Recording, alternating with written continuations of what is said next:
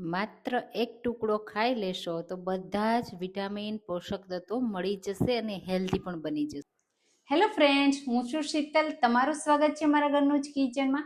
આજે આપણે બનાવીશું મોંમાં મૂકતા જ પાણી પાણી થઈ જાય અને એકદમ સુપર સોફ્ટ સાથે બધા જ વિટામિન પોષક તત્વો મળી રહે અને મહિના સુધી તમે સ્ટોર કરીને રાખી શકો. ઓછા ઘીમાં એકદમ હેલ્ધી ટેસ્ટી આ મીઠાઈ એકદમ જાળીદાર અને દાણેદાર બને છે અને માત્ર એક ટુકડો દરરોજ ખાઈ લે ને તો 100% એનર્જીથી ભરપૂર રહેશે અને વિટામિન પણ એક પણ ઓછા નહીં થાય. તો આ રેસીપી એકવાર તો જરૂરથી ટ્રાય કરવા જેવી છે. તો ચાલો રેસીપી બનાવવાનું શરૂ કરીએ. તો પંચરત્ન સુખડી બનાવવા માટે આપણે અડધા કપ મખાના લેશું, જે કેલ્શિયમથી ભરપૂર હોય છે અને હેલ્થ માટે બહુ જ સારા છે. સાથે બદામ, કાજુ અને અખરોટ લેશું. તો બધાના ગુણ અલગ અલગ છે, બધાના ન્યુટ્રિશન પણ અલગ તમને મળી રહેશે. અહીંયા મેં જે શેકેલા સિંગદાણા છે ને એને પણ હું યુઝ કરવાની છું, પણ મારી પાસે શેકેલા છે ને તો હું આ સમયે નથી એડ કરતી. જો શેકેલા ન હોય ને તો કાચા આ સમયે તમારે એડ કરી દેવાના અને આ બધી વસ્તુને હલકી ડ્રાય રોસ્ટ કરી લેવાની, જેથી એનો જે ક્રંચ છે એના લીધે આપણે એને ક્રશ કરીશું તો સરસ રીતે પાવડર થઈ જશે. હવે અહીંયા 2 ટેબલ સ્પૂન સફેદ તલ, તો મેં દેશી તલ લીધા છે અને એને પણ આપણે સારી રીતે શેકી લેશું. તો તલ બહુ ઉડી ન જાય ને એટલા આપણે શેકવાના છે. તો મેં અહીંયા ગેસની ફ્લેમ બંધ કરી દીધી છે અને પેન ગરમ છે ને એટલે તલ સરસ રીતે શેકાઈ જશે. તો આ રીતે બધી જ વસ્તુ એડ કરી અને તમે જો ક્યારે આવી સુખડી ટ્રાય ના કરી હોય ને તો એકવાર જરૂરથી ટ્રાય કરજો અને મને કમેન્ટમાં કહેજો કે તમારે નેક્સ્ટ રેસીપી હેલ્ધી કઈ જોવી છે અને મારી રેસીપી તમે કઈ સિટીમાંથી જુઓ છો ને એ પણ મને કહેજો, મને ખૂબ ગમશે. તો અહીંયા બધી વસ્તુ સારી રીતે શેકાઈ ગઈ, હલકી મેં ઠંડી કરી લીધી. પછી આપણે એને મિક્સર જારમાં એડ કરી દઈશું. અહીંયા જો તમારા બાળકો ડ્રાયફ્રૂટ ન ખાતા હોય અને તમારે એને ખવડાવવા હોય ને તો આ બેસ્ટ મીઠાઈ છે, કારણ કે બાળકોને ખબર પણ નહીં પડે કે આમાં ડ્રાયફ્રૂટ એડ કર્યા છે.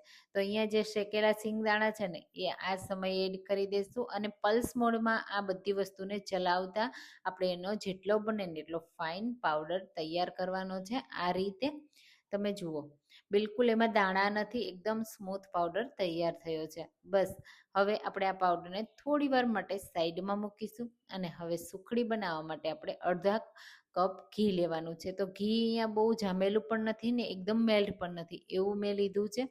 ઘી હલકું ગરમ થવા દેશું. આ રીતે મેલ્ટ થઈ જાય ને પછી આપણે એમાં એડ કરીશું 1 કપ ઘઉંનો રેગ્યુલર રોટલીનો લોટ. તો ઝીણો લોટ છે ને એ મેં લીધો છે. તમે એની જગ્યાએ જાડો લોટ પણ લઈ શકો છો, પણ આપણે જે ડ્રાયફ્રૂટનો પાવડર કર્યો ને એ એકદમ તો ફાઇન નથી જ થવાનો આ રીતે ઝીણો. એટલે આ સમયે જો તમે આ રીતનો ઝીણો લોટ લ્યો ને તો તમે એનું પરફેક્ટ બાઇન્ડિંગ આવી જશે અને જાળીદાર પણ મીઠાઈ તૈયાર થશે. હવે અહીંયા ધીમા ગેસે આપણે સારી રીતે લોટને શેકી લેવાનો છે. તો ઘી જો તમને વધારે પસંદ હોય ને તો વધારે પણ એડ કરી શકાય છે. 1 કપ લોટ સામે 1 કપ ઘી પણ એડ કરી શકાય સુખડીમાં, અને ઓછા ઘીમાં પણ સુખડી સોફ્ટ પણ બનશે અને બિલકુલ દાંતમાં ચોટશે નહીં. સાથે તમે મહિનાઓ સુધી પણ રાખશો ને તો પણ ખરાબ નહીં થાય. આ રીતે જેમ જેમ આપણે લોટને શેકતા જશું ને એમ સરસ રીતે ઘી છે ને દેખાવા લાગશે અને લોટમાં શેકાવાની સુગંધ પણ આવશે. હલકો કલર ચેન્જ થઈ જાય ને ત્યાં સુધી આપણે લોટને શેકવાનો છે. તો લોટ શેકાતા 3 થી 4 મિનિટ થઈ છે અને લોટનો કલર ચેન્જ થઈ ગયો અને શેકાવાની સરસ એવી સુગંધ આવવા લાગી. હવે આ સમયે આપણે એમાં 1/4 કપ બેસન એડ કરી દઈશું અને બેસનના ભાગનું 1 ટીસ્પૂન ઘી એડ કરીશું. તો પહેલાં જ આપણે વધારે ઘી એડ નથી કરવાનું, કારણ કે બેસન છે ને એ સરસ રીતે શેકાઈ જાય ને ઘી સાથે, એટલા માટે આપણે જ્યારે બેસન એડ કરીએ ને ત્યારે એમાં ઘી એડ કરવાનું. પહેલેથી એડ કરી દેશું ને તો આ જે ઘઉંનો લોટ છે ને એ બધું ઘી એબ્ઝોર્બ કરી લેશે. હવે અહીંયા આ રીતે ચલાવતા રહી અને બેસનનો હલકો કલર ચેન્જ થઈ જાય અને બેસન શેકાવાની સુગંધ આવવા લાગે ને ત્યાં સુધી આપણે એને શેકી લેવાનો છે. તો અહીંયા તમે જુઓ સરસ કલર ચેન્જ થવા આવ્યો છે અને બેસન છે ને એ શેકાશે ને એટલે એમાં સુગંધ પણ સારી એવી આવશે. તો તમને ખબર પડી જશે કે હવે લોટ પ્રોપર શેકાઈ ગયો છે. બસ આ રીતે શેકાઈ જાય ને એટલે આપણે જે ડ્રાયફ્રૂટનો પાવડર રાખ્યો છે ને તે એડ કરી દેશું.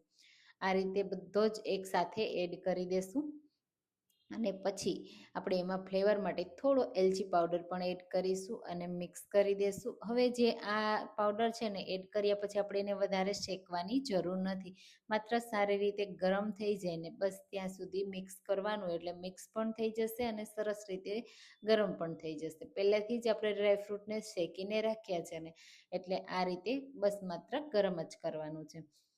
જો પહેલેથી તમે શેકીને ન રાખ્યા હોય ને એમ જ પાવડર કર્યો હોય ને તો આ સમયે તમારે થોડું શેકી લેવાનું.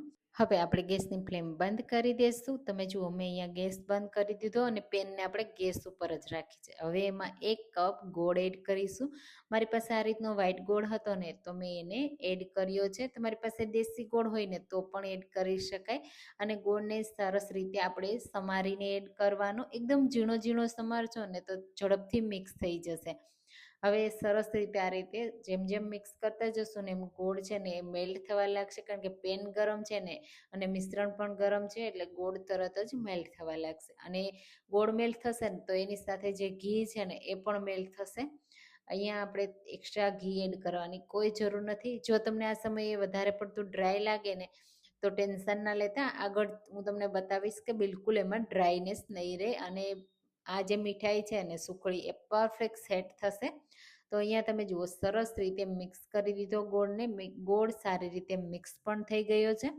બસ હવે આપણે વધારે પડતો ગોળને મિક્સ કરવાની જરૂર નથી. હવે એકદમ સોફ્ટ આ સુખડી બને ને એટલા માટે 2 ચમચી દૂધ એડ કરીશું અને મિક્સ કરીશું. ઘણી વખત એવું થાય કે દૂધ એડ કરીએ તો આ મીઠાઈ ખરાબ નહીં થઈ જાય ને, 1 મહિનો કેમ ચાલશે?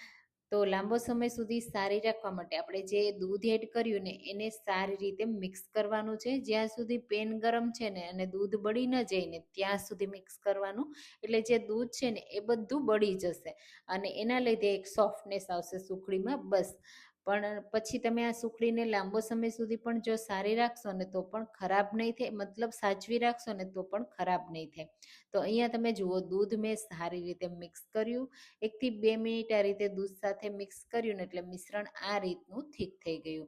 બસ હવે એને આપણે સેટ કરવા માટે લઈ લેશું. કોઈ પણ થાળી, પ્લેટ કે આ રીતની ટ્રે લઈ લેવાની. હલકું ઘી લગાવી દેવાનું. પછી આ મિશ્રણ આ રીતે એડ કરી દેવાનું.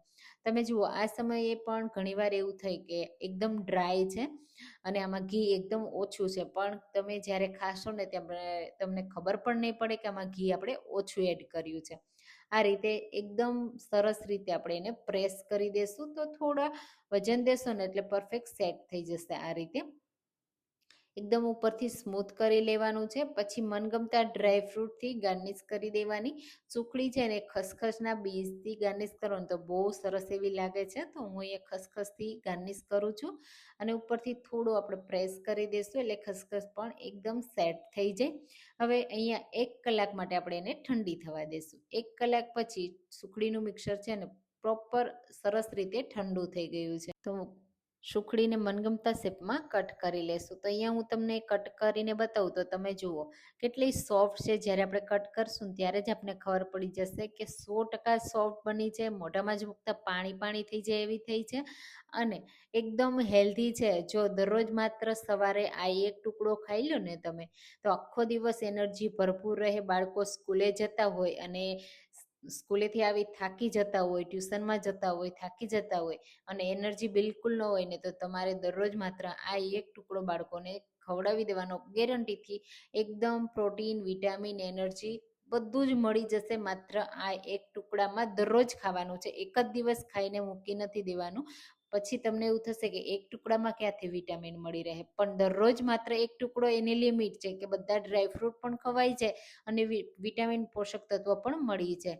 તો આ રીતે કટ કર્યા પછી આપણી સુખડી તૈયાર છે પરફેક્ટ શેપ સાથે. એકદમ તમે જુઓ જાળીદાર બની છે અને એકદમ સોફ્ટ પણ બની છે. હું તમને તોડીને બતાવું તો તમને આઈડિયા આવી જશે કેટલી સોફ્ટ છે. તમે જુઓ આ રીતે. અને એરટાઈટ ડબ્બામાં ભરી ટ્રાવેલમાં લઈ જઈ શકો તેવી આ સુખડી તૈયાર છે. ટ્રાય કરજો.